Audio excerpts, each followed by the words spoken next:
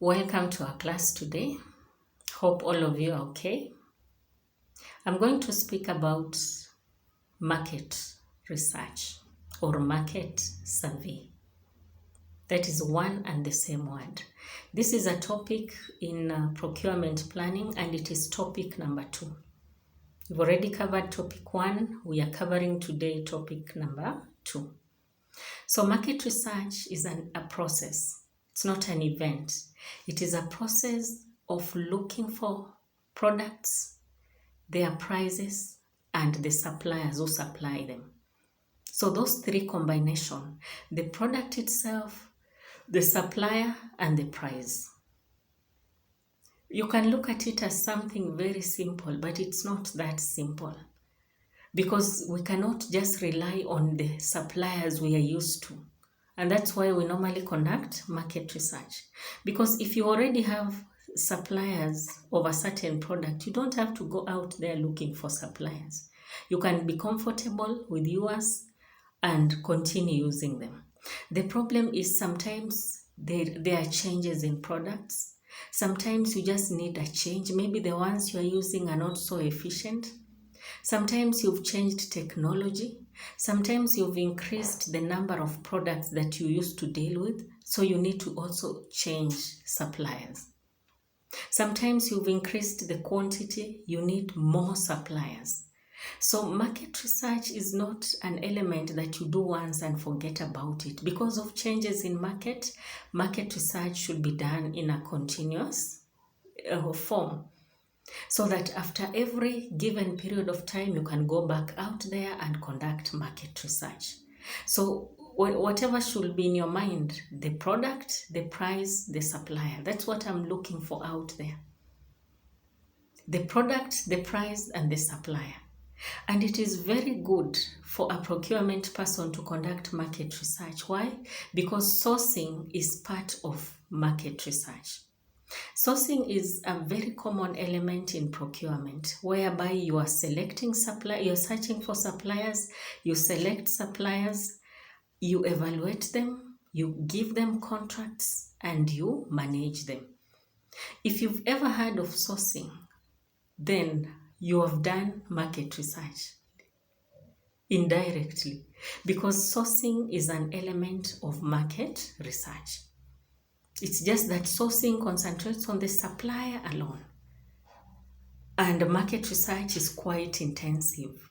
You look at other factors like internal and external factors. We look at so many different factors which may not be looked at in sourcing. That's why we say sourcing is an element of market research. So if you are a procurement person and you understand the process of sourcing, you will easily get to know what market research means. So why do we conduct market research? Someone will ask that. Why don't we just use suppliers that we normally use? Because there are changes in the market. We are not living in a stagnant type of market where things just are happening the same way today and tomorrow. Things change, technology changes, policies change. So you need to keep yourself up to date with the changes. Someone will ask now, how do I start conducting market research? It's the same question of like, where will I get suppliers from? There are different sources you can get suppliers from, including one, I'll mention a few. Request for information. Request for information is when you request information about prices, products, and suppliers, quantity, quality, etc. from that supplier. And it has to be formal. Because if you do it informally, what will happen? They will not take you seriously. Someone will just give you items. They will not care so much about the details. But if you come up with a formal procedure and ask them, we need these items, we would like you to give us information on them, they will know your potential customers, so they will take you seriously.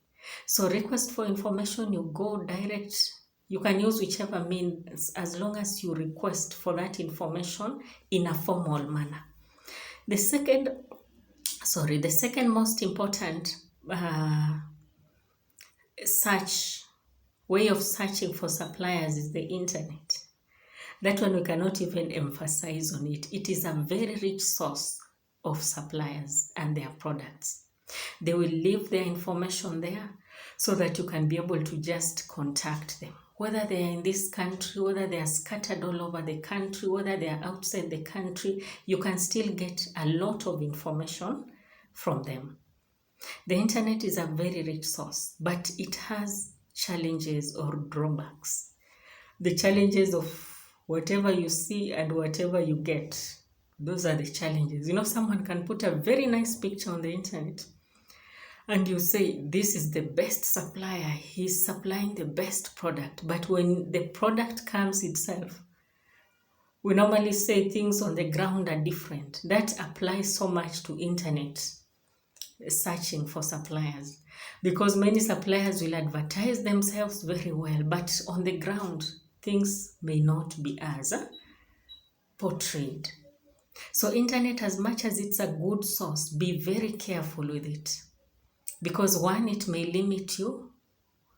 Two, it may not give you so much accurate information. People don't like putting all their information out there. So you cannot expect everything to be put on the internet. So there are those things which are not really included. So someone can come up with a very good website just to attract. But when it comes to the ground or to the physical things become different. There are other sources like maybe journals, online journals. You can be able to go online and find the directories. You find the list of suppliers, their location, their addresses in directories, and so many other different sources of suppliers. You can use trade fairs, whatever we normally call trade shows, organized by suppliers. They showcase their products. You just go there and look. If you agree with their prices, if you agree with them, then you can go ahead and start talking to them.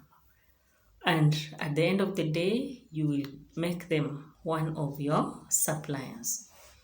So other sources are like buyer-supplier forums, where suppliers and buyers can come together, form a forum where they'll be exchanging information.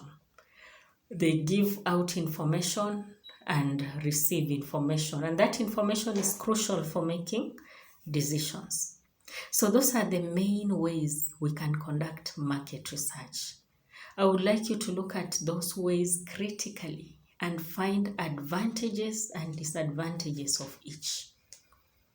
There's no best method of saying you can now use this one, it is suitable for us. It will have advantages and disadvantages. Like we've talked about the internet. Internet is rich information, but the disadvantage is you may not really be able to know how accurate that information is.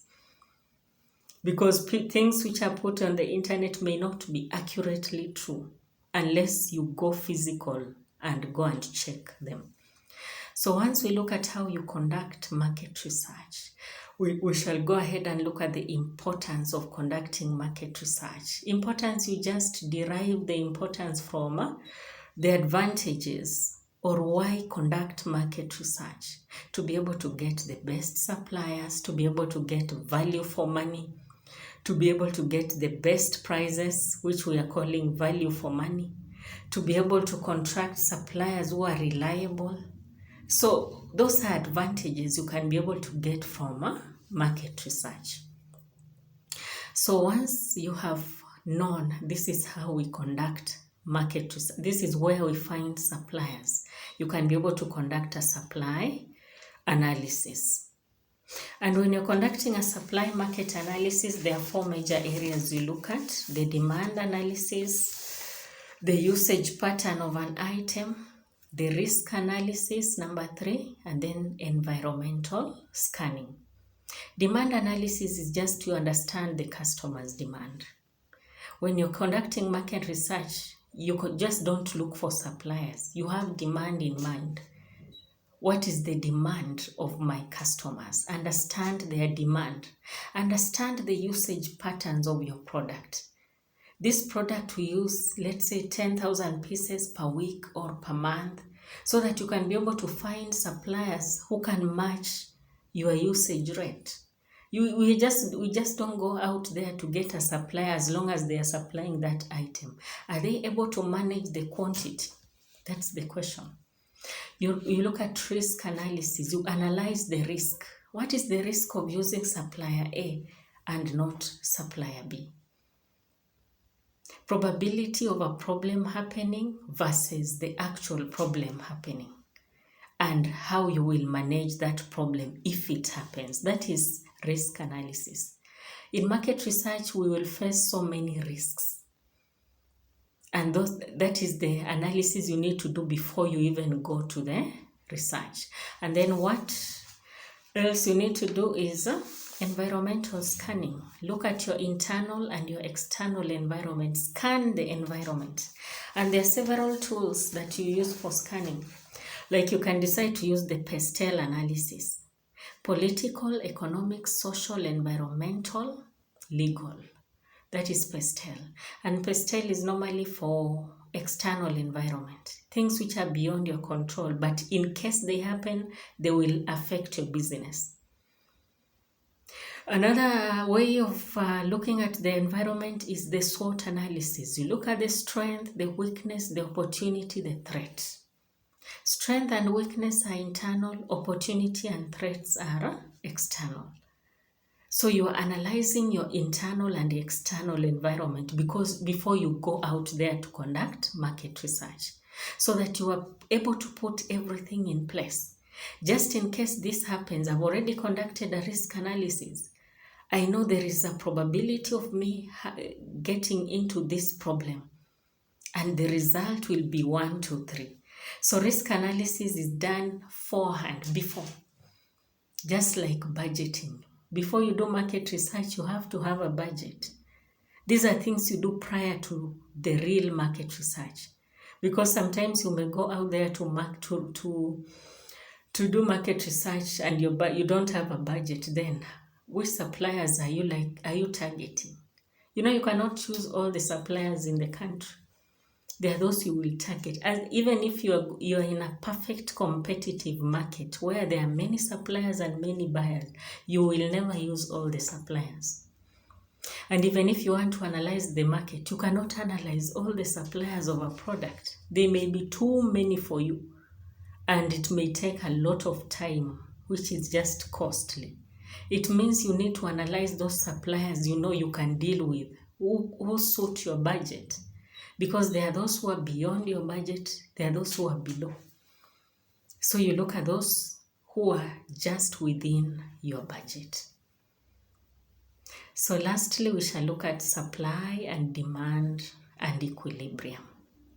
The supply, the demand, and the equilibrium. Demand is from customers, supply is from suppliers. So they just intercept there. Wherever they intercept, that's where we are calling equilibrium. The point of interception between supply and demand. So if you look at your notes, I've drawn the supply-demand curve and the equilibrium part where they meet. So we shall be able to analyze more about what is demand, what factors affect demand. The price of a product, the consumer preferences, the level, the population, the nature of the product, all those factors will affect demand. So demand is the amount of items a customer is able to buy. And those items will be determined by the prices. How much does it cost? The preferences, what do they prefer? So all those factors put together determine demand. And then we go to supply. The ability of a supplier and the amount the supplier is able to supply at any one point in time. These factors include technological factors, the nature of the production that this supplier has, and so many other factors. So we shall consider that together with the equilibrium where supply and demand intersect. So thank you for joining us for our class today. In case of questions, comments, you're free to contact me. I will always try to answer them to the best of my knowledge. So thank you for that. We shall meet for the class so that we can explain more on whatever I have been explaining. So till next time, goodbye.